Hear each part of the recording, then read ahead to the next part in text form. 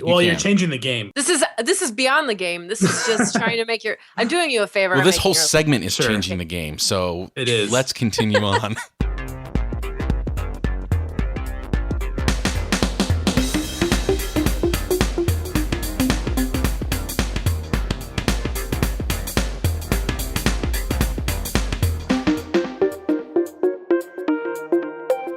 Hello, everyone, and welcome once again to IreniHacks. We are a weekly podcast dedicated to the exploration of faith and culture. We are your hosts. I'm Jeff. I'm Mona. And I'm Alan. Thank you once again for joining us this week. This week, in particular, happens to be a very special week. Do you two know what I am referring to? No. Spring has finally come. I don't think so. East Coast people are like rejoicing. I was wearing shorts yesterday. Oh my God, it was glorious. Okay, so no, that must not be the thing. What is it? In California. It's in California. It's like spring every day. Shut up.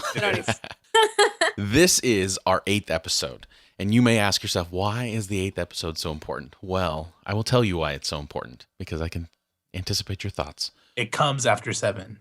That is true. It does come after 7, which is important because, statistically speaking, most podcasts, and I've heard a range between 5 and 7, but we'll go with 7 to be safe. But most podcasts, the vast majority of podcasts, like 85 to 92% of podcasts, never make it to their 8th episode.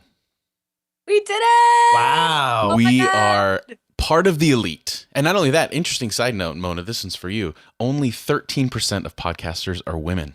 So you are also personally in an elite of 13% of the shows that don't make it to 8. 13% of the 90%. That's of the 10% that make it. Yes. But I love statistics. You know, that word's very hard for me to say. It is me too. I have to think about it before I say it. Statistics. I took the class in college and people would ask me what I'm taking and I couldn't say it properly and I always felt like a moron. not to sideline your point, Jeff. I think we should talk more about the fact that that's super awesome. I'm so proud. I just want to say it. There is one word that I've said completely wrong my whole life. And my wife and I actually got into an argument about it. How do you say the word suggestion? If you said it really slow, how would you say it? You would say like 2 syllables, right? And I always said, no, if you say it with 2 syllables, I always said suggestion. But technically it's that's 3 syllables. Sorry, it's suggestion. Did you know that? Yeah, that's how I've always pronounced it. 2 G's are split. 2 G's. Suggestion? Yeah, so it's suggestion. Yeah. Anyway, we got into an argument and I sounded really stupid. Sound of sug. Yeah. Well, I told my wife, I started laughing at her when she pronounced it really slowly. And I told her, it's suggestion. And turns out I was wrong. So wow. How do you spell the word for a group of islands that starts with ARCH? Archipelagic. I can't pronounce that. How do you say it, Jeff? I have no idea what you're talking about. Archipelagio. I sound really dumb right now. But I don't know. I failed geography, so I have no idea. You did? I don't even think I've ever heard that term. Really? Archipelago? Anyway, we're getting sidetracked. So we are. So we have hit a milestone that has surpassed so many before us, and we are coming up towards a new milestone, which is our double-digit episode 10. What is that in dog years? Does that mean we're 70? We're going to be 70? Are there podcast years like dog years? Ooh. I don't know. That's a good question. I think they're just regular years. So when we hit episode 21, that means our podcast can buy beer. So we should celebrate by drinking beer while we have our conversation. So that's a like next milestone right there. Wait, you guys haven't been drinking this whole time? I mean, I generally do, but So 10 episodes is coming up, and that's another milestone. So we're going to do something a little special for our 10th episode. So we want to hear from you, our listeners, as far as, at this point, we've done several different fun segments towards the end of our show. We've done Jesus or Jay-Z. We've done Famous Christians for 100 and several other ones. So we want to hear from you on, we're going to allow you to pick which segment we are going to finish our show with, our 10th episode. And not only that, but we are going to allow you to pick the conversation that we have, the topic that we discuss. In fact, not just one topic. Everyone who submits a topic, we're going to do a rapid fire discussion where we're going to take all the list of the things that we have, put them together if there's any ones that are the same, and just kind of go through them and have 5 to 10 minute bursts of insight on those different issues and then move on. Insight might be a strong word. So are we also reading people's quotes that they like have written in their opinions? Like, I think you should talk about this. That's a good idea. Yeah, I think so. What I think about it. If it's not too long-winded. Or is it long-winded when they type? Long-typed-ed? I don't know. Well, we will just take what they say out of context and then quote them. Very good. That's what we'll do. If we have people tweet us, then they have to limit their tweet, you know? Yes. 140 characters. 44? 40? What is it? What's our tweet handle again? At IreniCast. IreniCast. IreniCast. Boom. Yeah, that will be fun. What if we get like 60 write-ins and then we have to do a minute each? That would be just We craziness. may have to turn our 10th episode into a two-parter. Or just have an extra long, like supersized episode for that celebration. So it's a date. Yes, exactly. So let us know what you want us to talk about and which segment you'd like us to do for that particular week, and we will submit ourselves to your opinion. I just slammed something on the table because I'm so excited. I don't know if you heard that. Did you hear that? I did hear I'm so excited. All right. Anyway, this week we're going to be talking about racism. So it's a little bit of a heavy topic, and I'm sure that there's a lot of different opinions on that, but we feel like we've kind of addressed it in past episodes in passing, but we really want to take some time and talk about this issue that we believe is still prevalent in our country today. So on the other side of the music, hear our conversation.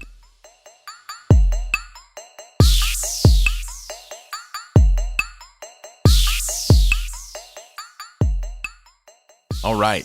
So, like we said, we're going to talk a little bit about racism. And I think that this conversation is obviously, like every conversation that we've had, is very much motivated by our personal opinions and experiences, but also it seems to be a pretty big topic in our culture today with all of the shootings that have happened recently and all of the outcry from a lot of, especially our African-American communities in the places where these things have taken place. So three, as Mona said earlier to us, 3 white people talking about racism, right? You guys are white? Yes. Yes. It sounds really weird, doesn't it?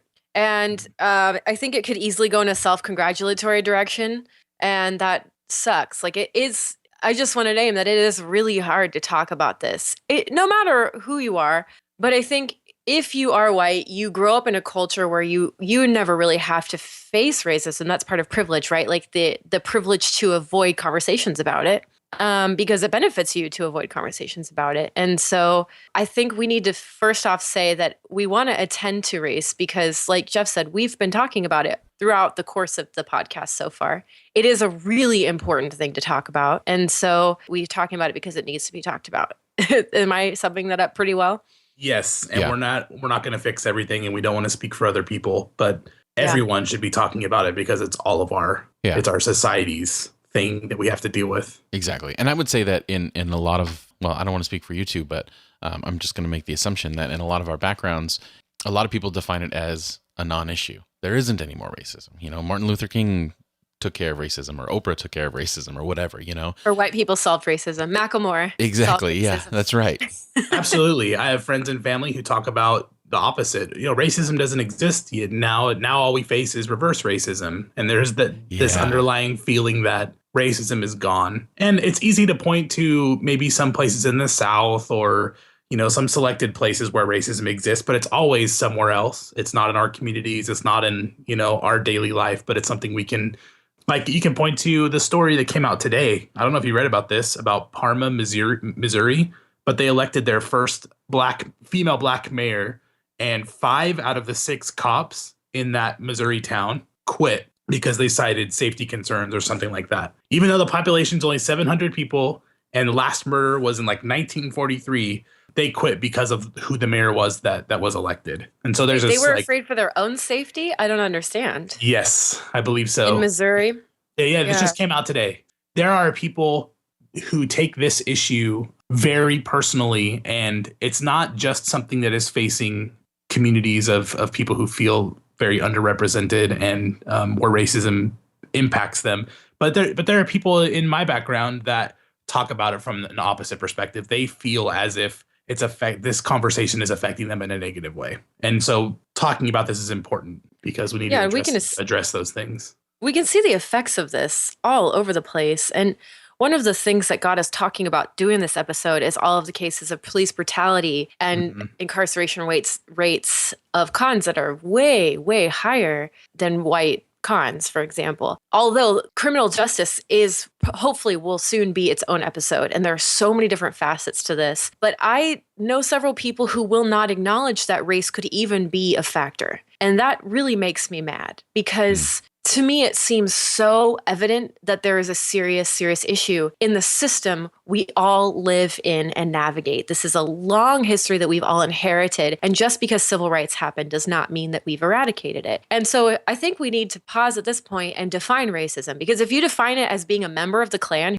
then, of course, most of us are not racist. Most of us are not walking around thinking, I literally want to kill Black people or people of Latino descent or whoever. However, if we see it as a larger system that systematically suppresses certain types of people because of what they look like or where they come from, then that is where we are all, every single one of us, complicit, right? Is that how you guys would define it? Yeah, I would say that just our reality, our society has racist elements to it. And just by the fact of us being born into it and not seeing that those things exist, we're complicit in it. I don't want to say that just because you don't think about these things, you're a racist or whatever, but we are participating in a culture where there are some built-in things that are racist, right? There are some ways of being in the world that are racist. So just because, yeah. Well, I'd like to clarify, just more of a clarifying question, because I think it's important and it's what I'm thinking of.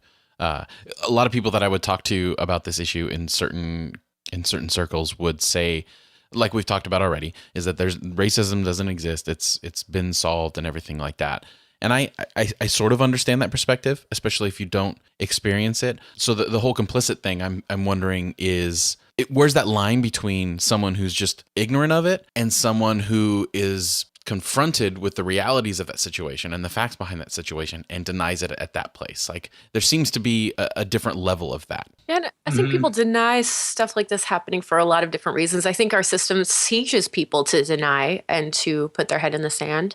So I think you have to look at who that benefits when that happens, because it's certainly not people who have to bear the brunt of racism. But I think also it's easier to navigate the world if you don't have to think about the harsh realities of it. Like if you can just live in your little bubble and I don't know. The face of racism has changed. We're sitting here trying to define it. And you're right. It's not, our laws are now protecting more and more minorities. And we're not publicly saying these very racist, very aggressive things. But the face of racism has changed. It's much more invisible. It's much harder to pinpoint and it's more a part of our world. So sometimes people say, Satan's first move, his biggest sin is to convince people that he doesn't exist, right? Well, if racism's big sin in our society is that it is invisible.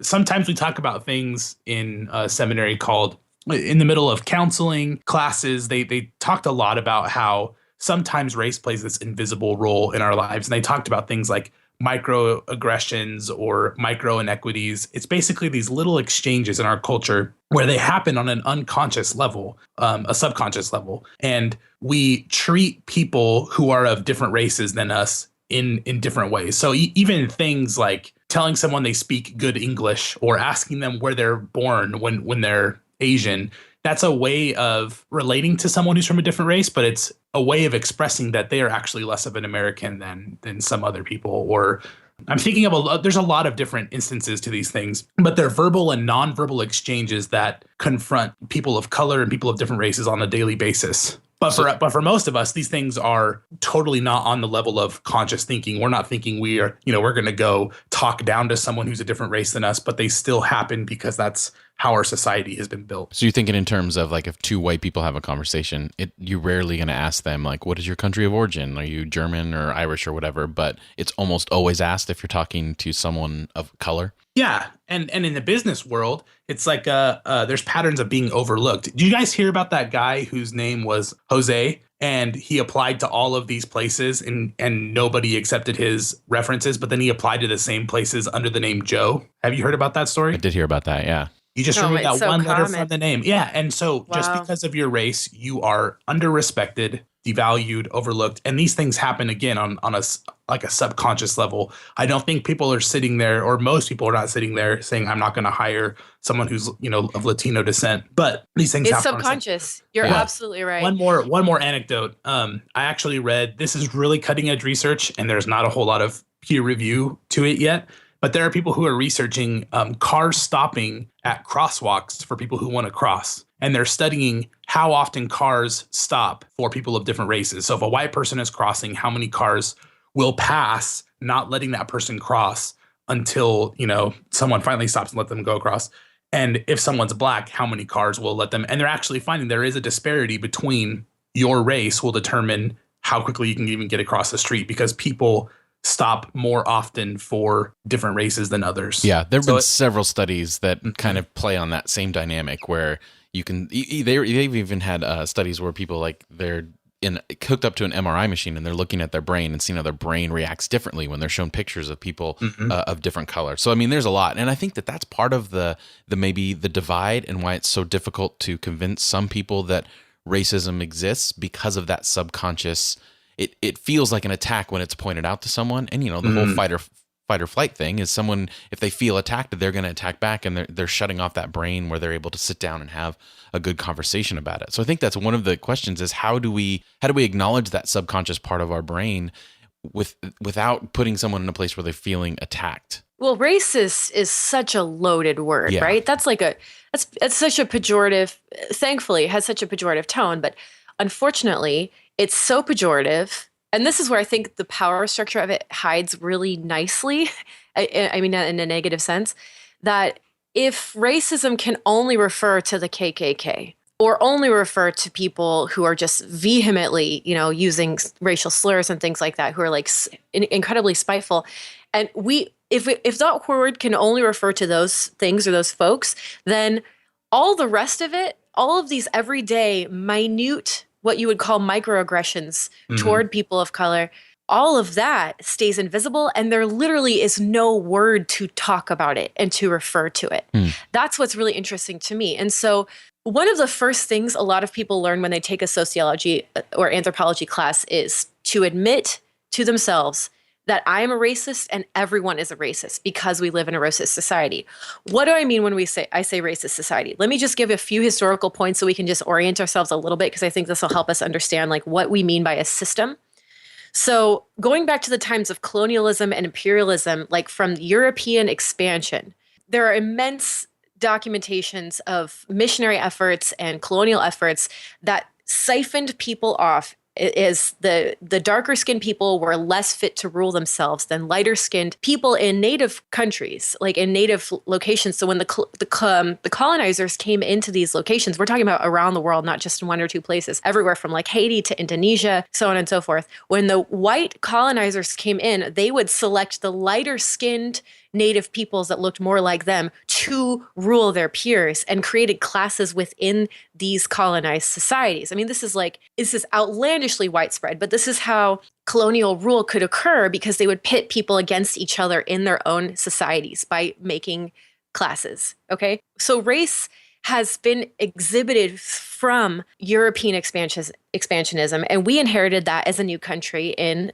the late 1700s. So John Blumenbach was the first person who coined the term Caucasian, and used it to talk about how some races were more fit to rule others, that there was a hierarchy of race. In 1787, not long after that, you have the Three-Fifths Compromise. Do you guys remember what that was from long ago, your history classes? Yeah, if you were 3/5, think slave or something like that, or black, then you could vote or not vote, right? I think it's in the Constitutional Convention. I think it's that black people and slaves in particular counted as 3/5 of a person. That's right. When calculating numbers for the Congress and things like that. And then in 1883, Francis Galton started the whole science of eugenics, basically trying to find biological substantive differences between races with science. And then in 1887, Jim Crow laws start in the South, which maintain legally separate but equal structures. So you can see this ideology that races are scientifically fundamentally different and some are better than others is so deeply embedded into how our society was built over time.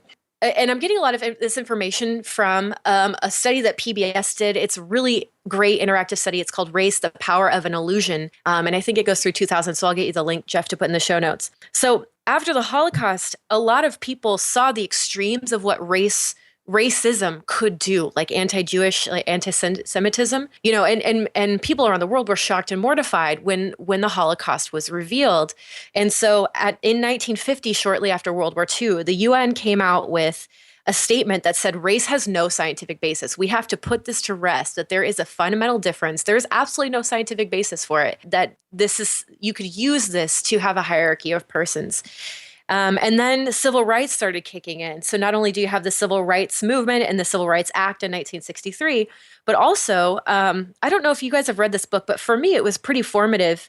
And if someone did this now, it'd be incredibly offensive. But because this was kind of at the beginning of racial conversations in the U.S., it's a pretty significant book. It's a book called Black Like Me. Does that ring a bell to you? I've heard of it. Mm-hmm. 1961. So basically, a white sociologist did a social experiment and changed nothing about his appearance except took pills to make his skin darker. Again, it's not cool to do blackface in any capacity. So I just want to say that. But this book is pretty interesting because he documents going south, not changing his accent, his level of education, his dress, anything about himself except the color of his skin, and traveling south into the deep South, where just after Jim Crow had been raised, or maybe it was still in effect at that point, but documenting the horrific racism he experienced, people to his face, just insulting him, asking about lewd sexuality, because that was a stereotype that Black people were more animalistic and had more lewd sex than white people.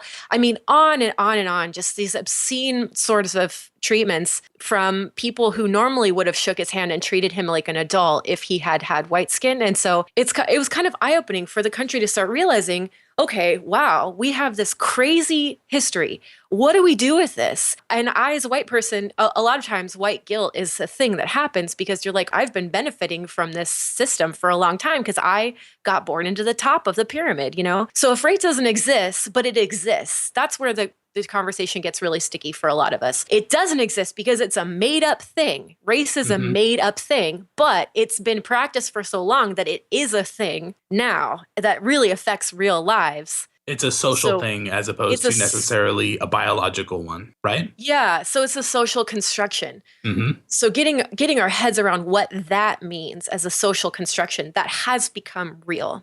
And so lest people think that this is just, again, we're bringing up issues from the 60s and earlier, but this is still such a present reality that it even impacts news in 2013. You look back at the 50s, and weren't there laws in the books that said marriage between different races was illegal, right? There was people who were punished and fined because if you had one drop of of blood, I think that was the rule, one drop of blood from a Black family or something, then you could not marry a white person. And so whiteness was defined as this no drops of blood from other minorities. But in 2013, we're still defining whiteness and defining who it's can be white. It's 2015, yeah. I know, but so in 2013, I don't know if you remember this, but on Fox News, Megyn Kelly came out defending the white Santa Claus. Do you guys remember that? Yeah, no. I remember that. Okay, so on this this person who is speaking on national television comes out and says, they're trying to make Santa black. And she says, this is ridiculous. Santa's white. And she goes on this rant. And then she says, just like Jesus is white. And next thing you know, we're not going to have a white Jesus, which is a little bit unfortunate because obviously Jesus is not white. He's Middle Eastern, right?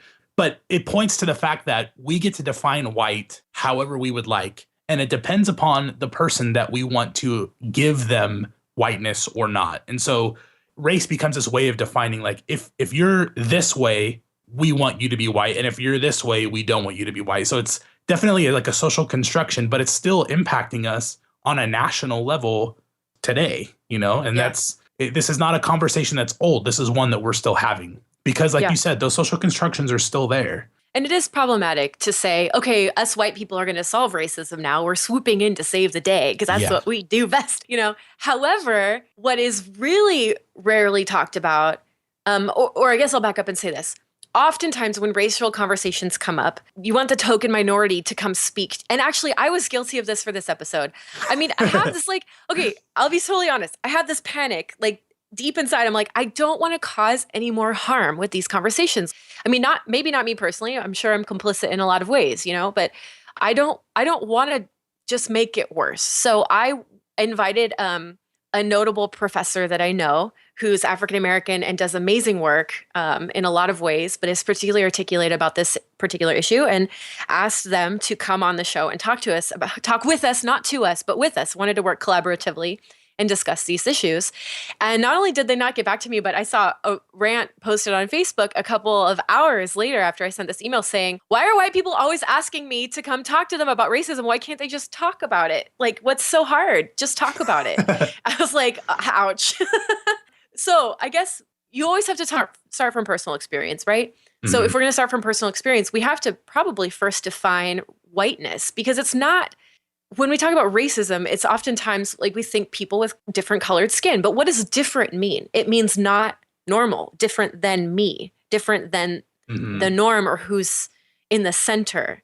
So I think that leads us into talking about what whiteness is and white supremacy. Again, white supremacy, total trigger word. To think that I might be a white supremacist is really do you guys just cringe at that? Thinking about that? Yeah, I don't think anyone can relate to those terms anymore. I've sat down with friends and family to talk about racism, but nobody would ever say that they're a racist or that they're a white supremacist or anything like that. So I think to talk about this stuff, we really have to dig into its invisible attributes and really name it where it's at, as opposed to just saying we're, distance ourselves from those things. Yeah, that's really well said. Yeah, and it's ironic is that a lot of the groups that would say that, well, racist is a harsh term, I'm not racist, are, especially within religious circles, are the same ones that use really weighted, heavy words to talk to them about themselves in light of who God is. Sinner, depraved, these really intense words, because it's important for them in that theological context to know how far off they are from the ideal so that they can strive harder for it. And it's amazing that they don't apply that same mentality when they're dealing with issues of race. Because even with the scriptural stuff, when I grew up, when they would talk about the Good Samaritan in the New Testament, it was never a race issue when they talked about it. It was always the Good Samaritan was the equivalent of a non-Christian, and you should have compassion for someone that doesn't believe. But the very definition of a Samaritan, it was all about race and how that racism within the Jewish community during that time, during Jesus' time, was so prevalent, and how Jesus was really addressing race and not what someone believed, and how that's been distorted, and how it pushes race as not even a topic to discuss about, even in Bible study when it's all over Scripture. Yeah, it's pretty amazing. I mean, I'm trying to think about times in my life that I've really had to confront this.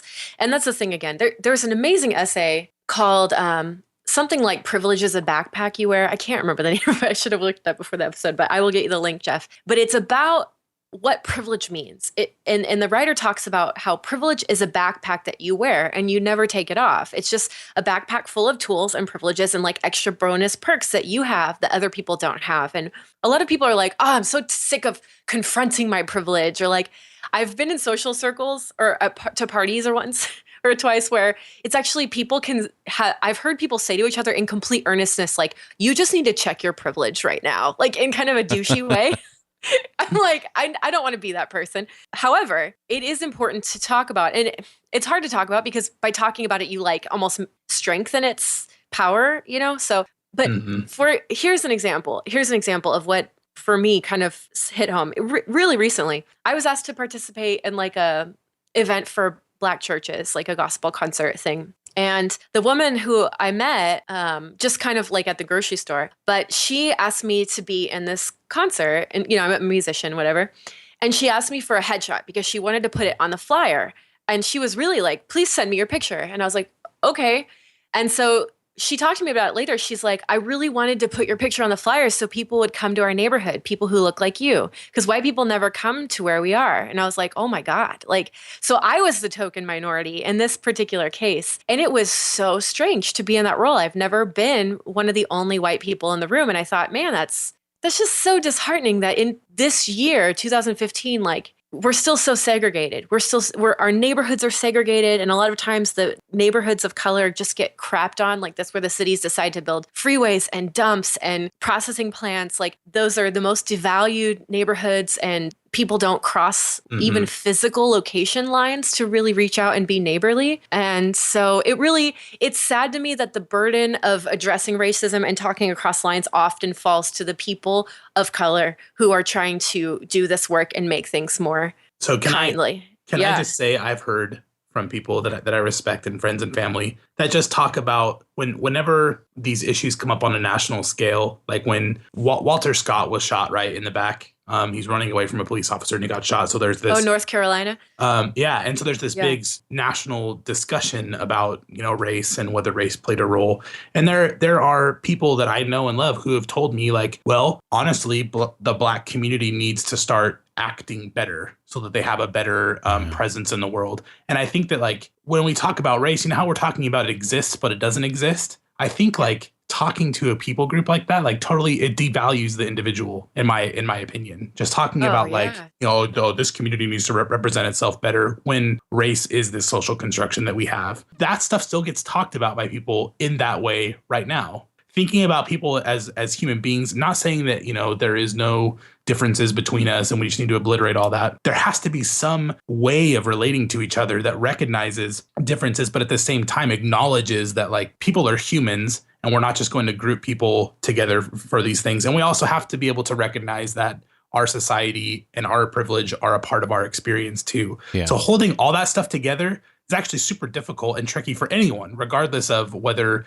you're someone who admits racism exists and you want to be sensitive. Like, this is such a difficult subject that you're right. I think it's so much easier just not to talk about it and to let it remain invisible. And I think it needs to happen on both sides of the political fence. Like, Alan, you mentioned this idea that says, well, the Black community just needs to get everything together. And a lot of that rhetoric centered around, Black males need to step up and be there for their families. And if you change their morality, everything's going to be fine. But even the other side of the fence on the left. Which is actually a total myth, I have to say. It's actually been totally a lot of these things are myth. Yeah, a lot of these things are mythical. Yeah, and sorry, keep going, Jeff. Even on the side of the left, which the left side would be, well, our solution is let's provide more government programs, which I'm not saying are not a good idea. I think that they are, but they're still in that. That's like a minor tweaking. That's like an oil change on a car that needs a whole new engine. Like, they're still not addressing on the left the severity and the bigness of the issue and recognizing that maybe these extra social programs are a temporary fix, but they'll be there while we have real discussions about how to fix the system that caused it in the first place. Yeah, absolutely.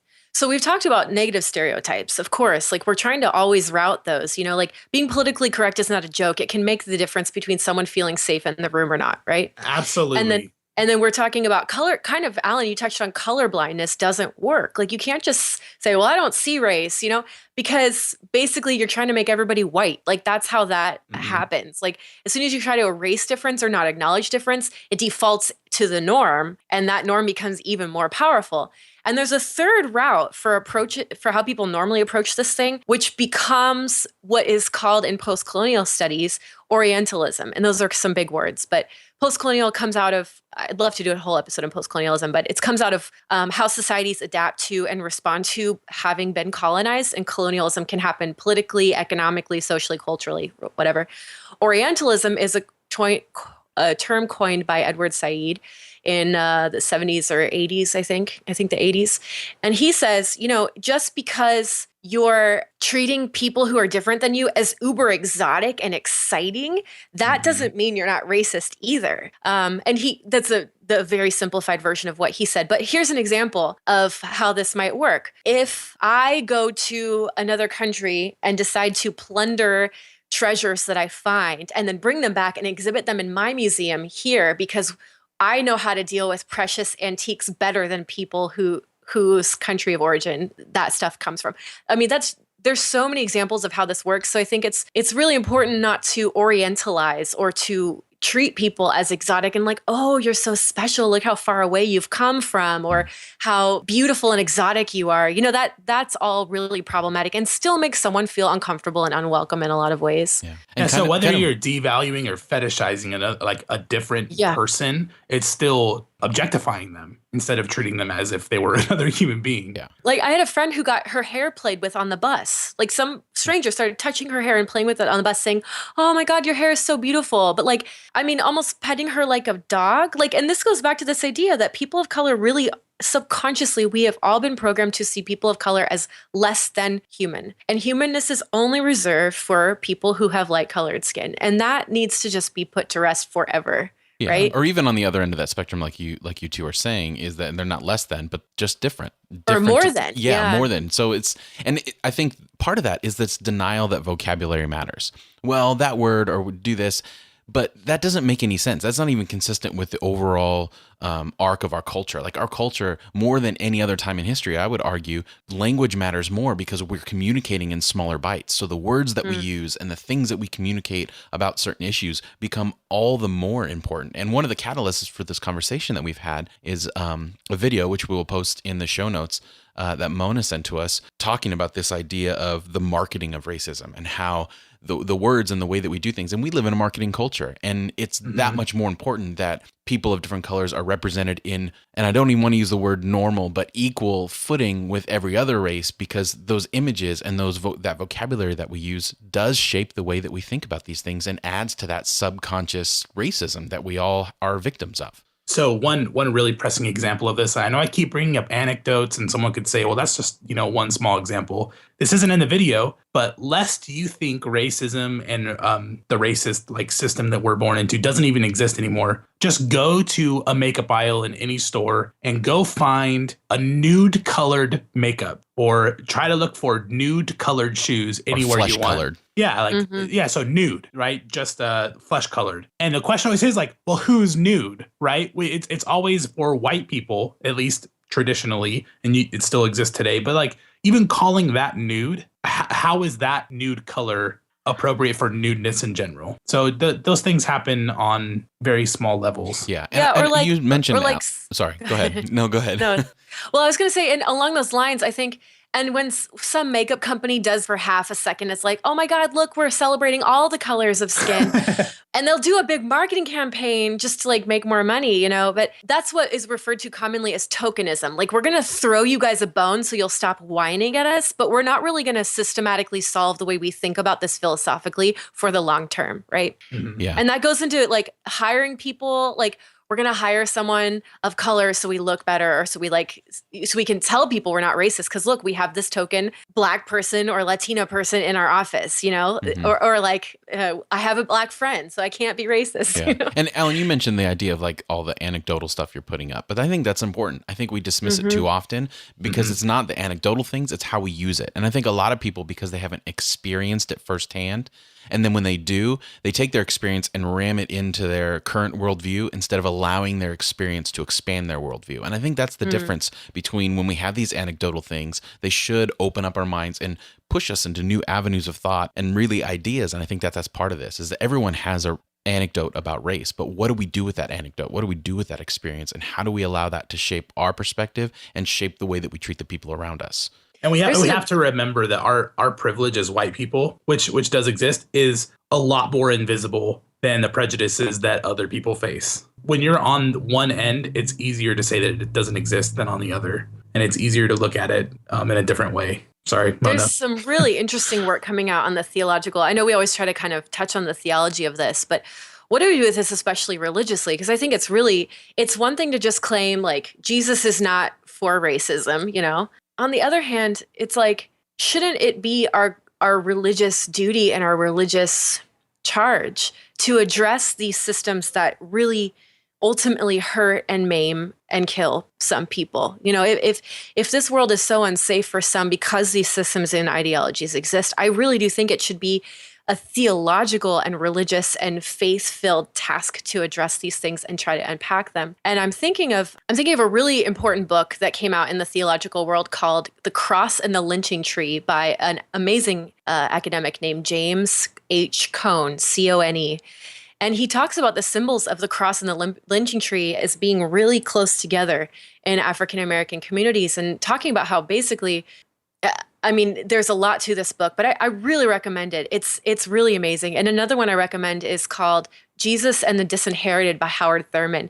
And both of these works talk about, I'll use the terms of Thurman, who is a civil rights era theologian, how Jesus was almost can be considered like a Black person of his society, because he was amongst the lowest classes in a colonized society. And so Jesus is the savior of those who, and what the words Thurman used were those whose backs are against the wall, those who are afraid for their lives, often who are trying to survive. And this image of like the cross is in the lynching tree, like Jesus being lynched, and Jesus and African American communities in particular, and people of color in general, being lynched and crucified on a regular basis in our society. Like, that's a really emotive, powerful thing to think about. But if you really let that sink in for a little bit, seeing Jesus as someone in solidarity with people who experience race-based violence is like that. It's been really life-changing for me to start thinking differently about those things. Well, even the birth of the church, it was a struggle on how do we incorporate another race into what we do. Like the whole Gentile Jewish thing, the whole basis of how the church even progressed from the point that it did was this difficult ongoing discussion is how do we incorporate our race with the race of these other people, and how do we make a larger community? Yeah. So we fixed everything? We did. I see that this topic it touches on so many conversations I've had with people, and it's hard to even know where I'm at in all of this. And for a lot of my friends who experience this stuff on a daily basis because they're on the receiving end of some of the crap that I hear, it's even hard to talk about because I know it's painful for so many people. So yeah. And we can't speak for people because we don't know. Like our skin makes us privileged, but what we can talk about is dismantling white supremacy. Yeah. Right. Both in ourselves and around us. Naming it and claiming it is the first step to overcoming it. Like seeing where it is and admitting that we benefit is an important first step, I think. Yeah. Yeah. So what are some practical ways we can do this to challenge white supremacy in our day-to-day worlds? I think starting by just acknowledging that it exists and choosing the way that we approach it and being able to recognize immediately, not even necessarily immediately, but even in reflection, like, oh, wow, this is something about me that I didn't realize was there, or even putting ourselves in a situation where we're confronted with that so that it becomes more of a reality that gives us an even more desire to want to change that or move forward. I think for me, I've had these conversations with some people. A lot of times it's a white person who is having a conversation with someone else who is not white, and the issue of race comes up, and the white person gets very defensive and is saying, I'm not a racist. I didn't mean that racially. And this person's taking it racially. I think for us, a first step would be to, at the very least, and this may seem patronizing and I don't want it to be, at the very least to understand why people are primed in our society to see racism because they faced it so often. So just because you didn't mean that term in a racist way, or just because you didn't have racism on your mind, when someone responds sensitively to that subject and to something you've done, even if you didn't intend to be racist, to at least stop for a second and realize that you live in a world where that stuff exists. Yeah. And so it's okay when someone responds that way to not right away turn defensive and to actually think through, and then even to entertain the notion that it's possible that you just participated in connection with something that's bigger than yourself, that is a racist part of society, whether it's language or actions or whatever. So at first, not being defensive, that's the very first step. And then secondly, really analyzing where your heart's at and what the situation is, to see if there is some sort of invisible thing going on. And recognize that you've tapped into a part of that person's story that touched a nerve, and take the time to figure out where that's coming from to gain more understanding in that situation. Those are great. Those are great ideas. And I think for me, part of this has been just being friends with people of color and stop being afraid. I know that sounds really silly, but so I grew up in California, and my high school was pretty segregated as far as the kids go. It was 70% Hispanic community. And I realized that even through college and after college, I really didn't hang out with people who weren't white, and so seeing that in myself, that why am I drawn to this people that I'm drawn to? Is it because I'm I just have more in common with them, or because I'm really am like a little bit reluctant to like talk to people who look different than me or who are different than me and be their friend. And then on the other hand, I had a roommate from Nigeria who so technically didn't consider herself African American so much, like didn't have the history of her family's lineage through the American slave trade, like migrated from Africa in recent years. So those are two pretty distinct groups in some ways.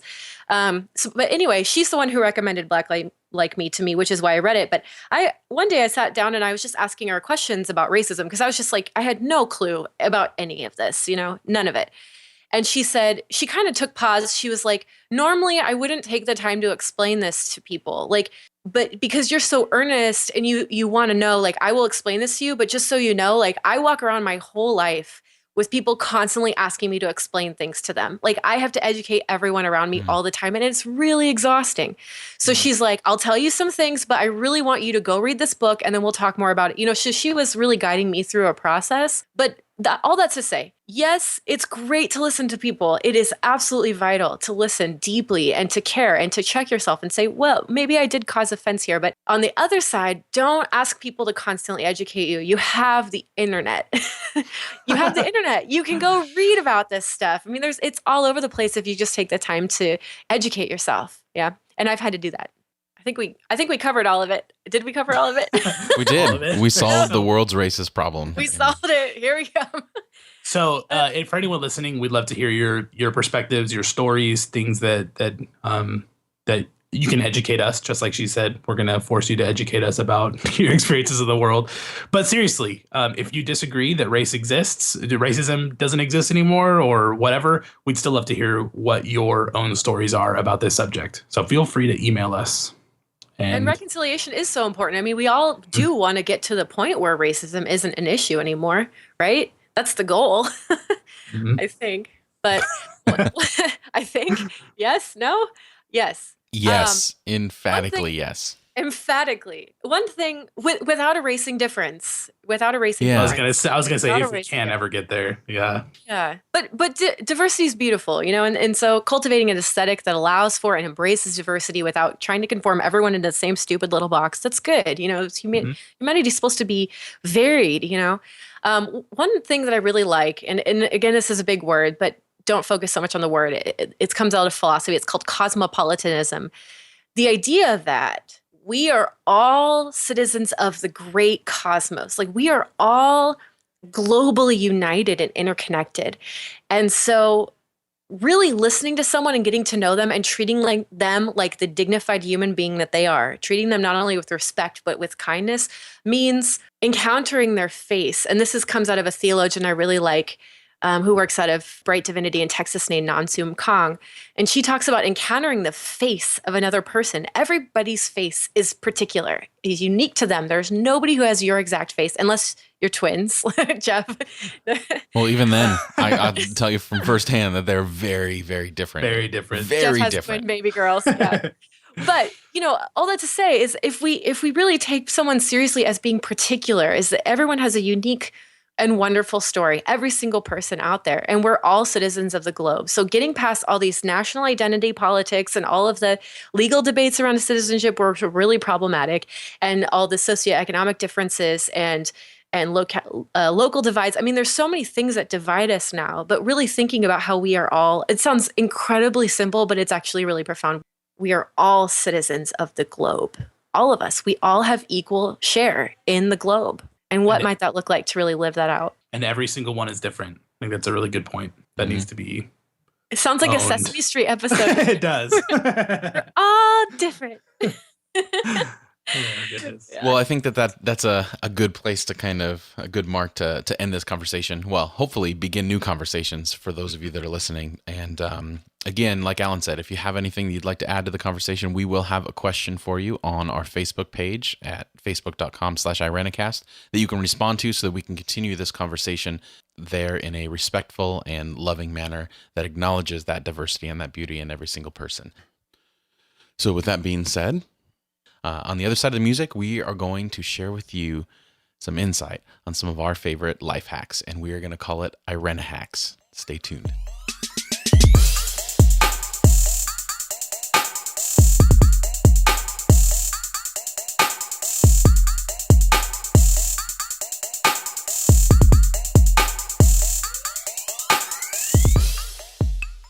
Well, this week we are going to, it's not really playing a game, but we're going to have a segment where we're going to talk about our favorite life hacks. And we're going to call this IreniHacks, which I'm super proud of coming up with that name, by the way. You're so proud of it. I really am. I just like playing off the word Irenicon, apparently. That's right. We just like puns. We're punny folks. I'm bad at the puns, but I well, appreciate it. The word irenic means peace. So if these are hacks that bring more peace into your life and make things easier, maybe it fits. It does. Or are they ways to get around peace? Well, they provide us peace of mind so that we have an easier life, because that's what we're all striving for, is to live a life like in WALL-E, right? Where we can eventually just sit down and eat all the time. WALL-E. I want to be WALL-E. Or we're peace hacks. Okay. So these hacks are ones that we actually use. These are ones that we're not just hear about and think they're interesting. These are ones that we actually use on a fairly regular basis within our lives. So this is, again, another insight into who is Jamonin. So this is the crux of that. So who wants to start? Who wants to share their favorite life hack? I'll start. Okay, so I kind of have a theory that lazy people will inherit the earth, meaning that if you are lazy and annoyed enough at your surroundings that sometimes you'll just do something, you'll take the time to do something to try to find a hack about it, right? Which is why the beauty of life hacks. Anyway, I hate messy computer cables. I don't know if it's because the way I grew up, whatever, but just having cords and cables all over the place, just crazy. Or like, when you have a computer cord and you're trying to plug everything in and the thing drops behind the desk and the desk weighs 50 pounds and you have to move everything. All of that just is my nightmare. So I love this hack and I use it at home. You get those little binder clips and you stick your cords in the binder clips and then binder clip the cord to the desk. So the cord can never, ever fall in the crack. It's so beautiful. That's actually a really good idea. I don't think I've ever seen that. Did you come up with that? No, I saw it online, but I've used it and it's awesome. So that's I recommend. Pretty brilliant. I'm writing that down. Isn't it a good one? That is a good one. I hate cords too, so that's great. I'm a fan. Ellen? So my hack is an Ireni-hack in the sense that it makes you a more empathetic person, in my opinion, and it's something that I've been doing probably for like 3 or 4 years now. I have a lot of Facebook friends, and if you're like me, you don't keep up on all of them. And it's hard sometimes to even interact with all of my Facebook friends. So every single day, I check my Facebook every day because that's me. And I always go to the Facebook walls of whoever's birthday it is. It's just this weird little habit I have. And I'll click on the actual names that show up, go to their page, just look at what they're doing, like how they are. And it's usually only a few people at a time, so it doesn't take very long. And that way, every single year, it means I've visited the Facebook page of my friends and family at least once. And so it keeps me sweet. It keeps me fresh on like what they're up to and helps build my empathy. Funny thing, years after I was doing that, Vicky and I were reading something on BuzzFeed. It was this article put out there that talked about, and maybe this is your life hack. Maybe you can tweak it to fit your reality. But BuzzFeed put out an article that was very close to what I was doing for a long time. And their suggestion was to clean up your Facebook friends. Just look at the birthdays every day. And if it's someone you don't want to be a friend with, defriend them. So that way you can clean up your friends list, which is like the exact your evil opposite. Twin version of what that means. Yeah, but hey, they're at least customizing their Facebook experience the way they want to have it. So if you want to be a more empathetic person, click on those profiles and just look at them. Like Ellen, I would be terrified to meet your evil twin because you're so kind that your evil twin would be just an evil genius. Evil twin. Genius. That could be dangerous for someone that's super codependent, though. That's just true. Encourage that part of them. That's actually what do you mean? The darker side of where they feel they have to do that because they don't want to upset anyone on their Facebook feed, and then they put this big stress on them to make sure that they connect with everyone all the time. That should never be a stress. It's just something. And if you skip days or whatever, it's just a way to stay connected with people. You shouldn't just tapping into something. I used to struggle very much with codependency, especially when I was younger. And that's something that I've had to come over. So that's the darker side of, being a Oh, dude, darker. Check your privilege, man. I just Excuse me. have to say. That is the more I do it all the unfortunate time, side. but we have to stop doing it. No, I it's know. true. It's so hard to important. stop. And dark It's means important. evil. Oh, we gotta stop doing it. Vocabulary is absolutely important. It is. Yeah. Yes. If not, Kay, thanks, bye. I'll see you later. Okay, thanks, bye. All right, Jeff, your turn. All right, my favorite life hack of all time is, this is kind of becoming a theme for me in the last few episodes, but it comes from Alton Brown. And it is last few years I've been trying to do more cooking and stuff like that, and he invented this thing on one of his shows called the Blowhard 2000. And Do we want to know what this is? you absolutely want to know what it is because it's amazing and everyone should do this. So you get a regular square fan, you know, the ones you plug in, they're like what, $10 at like Rite Aid or something like that. A box fan. There you go. Yep. And you get a couple of those vent filters that you put in for your air conditioning, and some bungee cords, and then between those you can get the dehydrator sheets, and you put like, you can do beef jerky, you can dry fruit, you can dry your herbs, and then you put them in between the layers of the vents, and then you wrap bungee cords around the fan, you turn the fan on, and then you put it in your bathroom or whatever for a cool, dark place for a couple days while it dries. So it's like a dehydrator. It's like a makeshift dehydrator. Does it make your bathroom smell like beef jerky? Yes, it does, which is not a bad thing. I dried strawberries in it, and it tasted like strawberries throughout the whole house for days. It was amazing. And not only that, but like, because most dehydrators actually cook your food, and you don't want to cook it. You want to just take the moisture out. So this works out even better than you could buy for like $100 dehydrator. And it's like, it costs like $15 to make. And I've done it so many times, and it's my favorite thing in the world. What's your favorite thing to dry in it? It's strawberries, the fruit. Because then you make your own trail mix. It's amazing. That's awesome. So I'm going to put a link to the show notes to that clip from the show, because he used it several times throughout the course of Good Eats. And it is a great invention. So thank you, Alton Brown, because I know you're listening. I hope you're listening. I wish you're listening. If you are listening, mention us on your Twitter feed, because, you know. Anyway. Hey, Jeff, you should write him a letter and I'll take it to him, all right? I've already written several letters all the time. No, I'm just joking. I would freak out if he joined the fan. Alton Brown, if you're listening, we trust you are listening. You hear everything, I think. He's like the Chuck Norris of food. That's what I think. That is a good way to describe him. Mm-hmm. If this gets back to you, Alton Brown, I would like credit for that quote. And come over and let's all make dinner. Let's. That'd be the best show ever. We could just record it and it would be a podcast and everyone in the world would listen to it. Anyway, I'm sorry. My fandom is going out of control here. Go ahead. Who's next? Because it's a fan. Oh, wow. Funny. Okay, my turn. See, okay, this is the thing. I have two, but one of them is completely stupid and the other one's only slightly stupid. So which one do you want to hear? The completely stupid one. Yeah, completely stupid. Okay.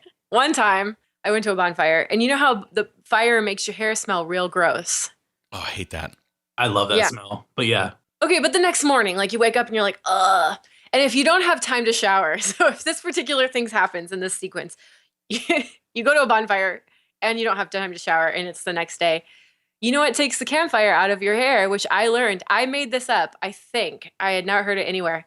If you rub your hair with dryer sheets, totally takes the smell out. Interesting. It's completely stupid, isn't it? I was really proud of myself. How many bonfires did you have to come up to the point where you had to come up with a life hack? We were youth pastors. Isn't bonfires like part of what you do every summer a million times? I hate that smell too. It's actually not a bad idea, but I hate the smell of dryer sheets. I don't like hygiene in general, so I avoid hygiene. So I hate hygiene more than I hate smelling like I'm so glad then we're doing this over Skype. Yeah. Well, you probably smell like strawberries all the time, so whatever. Well, you know, that's what I do. That's good though. That's good. That's a good problem to solve. So I gave one life hack about building up your empathy, and then the second one is about indulging your nostalgia. I'm a very nostalgic person. I like to think about the past. It's not because the present's really bad or anything, okay? It's just because I like thinking about the past. And I use Pandora to listen to music. That's a free radio on the internet where you can put up a song or I think it's safe to assume if someone found a podcast, they know what Pandora is. Sure. Just crawled out of a cave somewhere. It's like Spotify. Or Pandora. Yeah. So basically you enter in an album or a song or a singer, and then it will create a playlist of songs based off of that album or singer. And then you can like and dislike songs so that it creates a more and more appropriate playlist, and you name it whatever you want. So I recommend as a life hack to make your nostalgic sessions, if you have them like me, more productive. Get on Pandora, create a playlist and call it Adolescence, and then pretend as if you were your adolescent self and like songs that you would have liked and dislike songs that you didn't like, even though now you have different tastes. And so like I've done that for the past year, I've been doing that on my adolescent station. So there's all these like rock. I used to listen to a lot of rock, like Puddle of Mud and Stained and all these other people. And then there's some really cheesy stuff that I probably wouldn't listen to anymore. But when I get in that mood, I turn it on and it takes me right back there. And I'm in high school again. Your life hacks are so existential. These are my whole life is existential, okay? And it's exhausting. Like tables. It's exhausting. Jeff, yours are productive, I guess. I don't know. We'll hear from you last one, I guess. But wow, it's interesting what we all view as a life hack. Like, okay, I think I thought this was an agreed upon term. I thought so too.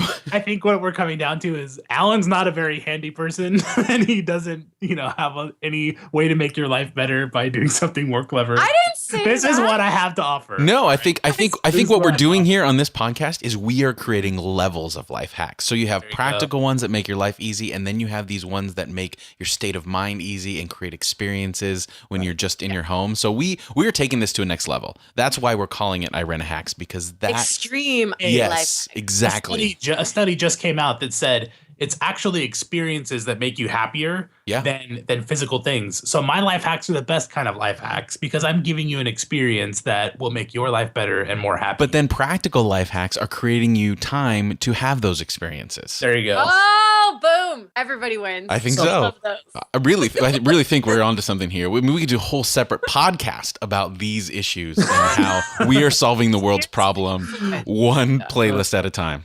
Oh my God. Okay, Jeff. My life hack, very practical. It was one I saw online with one of those things. You know the little, when you open a soda can, the little top thing that always falls off that you play with if you're fidgety? The tab. Mm-hmm. The tab, yeah. I use those because one of my big problems is closet space. I'm super manly. So everyone's problem. Exactly. So and a lot of them are t-shirts. I don't like to fold my t-shirts in my dresser drawer because then they come out wrinkled. So I like to hang them. But I have a lot of t-shirts. So I use those little tabs to put two hangers on each other. So you use one little tab to put there and then a hanger on the other end of that tab so that they're both together, and it doubles my closet space. And I have a whole little baggie of those tabs in my kitchen for that very purpose. You know, it also works with hangers because I always have clothes slip off the hanger. Maybe that's not such a problem for dudes, but for my clothes, like if you just put rubber bands on the hanger, then it holds your clothes on better. Oh, really? There's so many hanger things that you could do. Yeah. I don't think I have that issue of things slipping off, but Kat does because her clothes are, I don't wear deep V-necks or anything like that. You don't? I don't have the physique for it. Or, I'm picturing this and it's so funny. No one wants a hairy cleavage special. Okay. Hey, to be upfront, we have not released our episode on gender, but it's coming up. So if you're offended by what Jeff's saying, just give it a few episodes. Yeah, it's all everything will be fine. I promise. I'm so excited about that series that we're going to do. Yeah, me too. Yes, and stay tuned for that because on our 10th episode, we'll be talking about a series of podcasts we'll be doing from episode 11 on that we're very excited about and that we're working on right now. So that's a little teaser for everyone listening. All right, does anyone have any other just life a little hacks? tease? Oh. I just have to say one more life hack, guys, because I did research and I found way too many ideas. But this one I thought was so cool. You cut the lid off. So just to be clear, this is one that you think is cool, but you do not utilize on a regular basis. I don't use it. Okay. I mean, can I still talk about it? You can. You're changing the game, but that's fine. Go for it. This is beyond the game. This is just trying to make I'm doing you a favor. Well, this whole segment is changing the game. So it is. Let's continue on. Okay. Just let me get a hand raised. Does anyone listening right now find that opening cereal boxes is just a pain? The cereal always goes stale. You can never get it folded properly in the box. And then the boxes take up way too much space. Yes, this is a universal problem with cereal. Any life hack concerning cereal is worth listening to, so continue. See, thank you. I appreciate that. So what you do is you cut the top of a bottle off, like a flip top, like a juice bottle or something. You know how like they have the little flip tops things to screw on and flip.